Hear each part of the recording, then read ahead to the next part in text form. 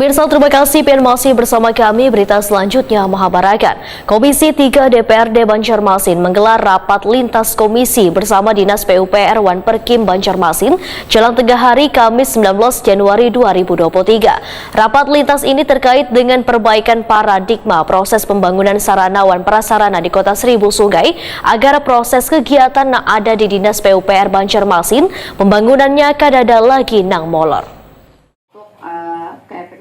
Komisi 3 DPRD Banjarmasin menggelar rapat lintas komisi bersama Dinas PUPR Wan Perkim Banjarmasin jelang tengah hari Kamis 19 Januari 2023. Rapat lintas ini terkait dengan perbaikan paradigma proses pembangunan sarana wan prasarana di Kota Seribu Sungai ini dihadiri Wakil Ketua DPRD Banjarmasin Matnor Ali FSE.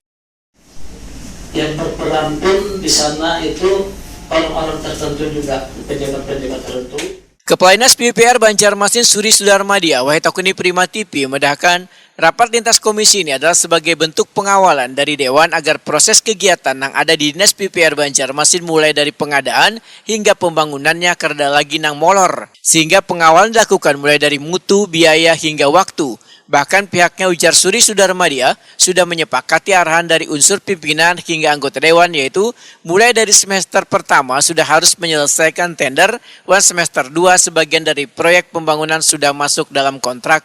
Komisi 3 dan juga seluruh anggota kami memang sudah istilahnya menyepakati lah, misalnya semester 1 kami harus sudah selesai tender, semester 2 sudah sebagian sudah ada yang terkontrak, mungkin seperti itu.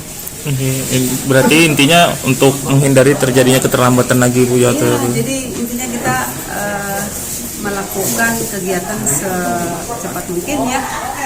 Kalau sedini mungkin kan, karena memang harusnya tahun kemarin ya, di akhir Desember harusnya sudah bisa kita lelang, tapi memang kita harus menyelesaikan yang 2022, memang kita coba di awal tahun ini mempercepat. Wakil Ketua DPRD Banjarmasin Matnor Ali FSE menyatakan rapat ini bertujuan untuk merubah paradigma yang selama ini terjadi di pemerintah kota, terutama terkait dengan lelang proyek pembangunan. Karena lelang proyek dilaksanakan pada semester kedua atau sekitar bulan Oktober hingga November 2022.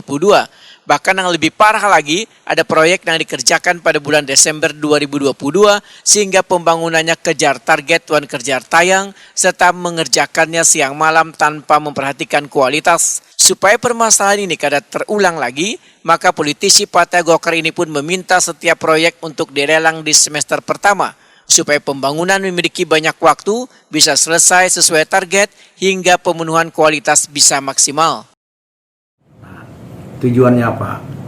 Yang pertama, supaya proses pembangunan tidak terkejar, kemudian kualitasnya bisa kita harapkan sebagaimana sesuai dengan kontrak, ya kan? Kemudian sekarang ini kalau di akhir tahun, kondisi Banjarmasin tidak lagi seperti tahun 5 tahun yang silam.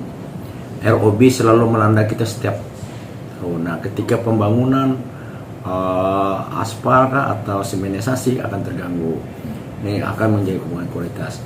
Terus yang kedua, kalau misalnya dilakukan di semester pertama, beres semuanya lelang, ya kan? Kemudian ada terjadi efisiensi lelang, sisa-sisa lelang anggaran. Nah, ini bisa dikumpulkan, bisa dimasukkan lagi di APBD perubahan, bisa digunakan lagi untuk proyek pembangunan. Tetapi kalau di akhir tahun itu menjadi silpa tetap, sehingga tercatat menjadi silpa tetap sampai akhir tahun.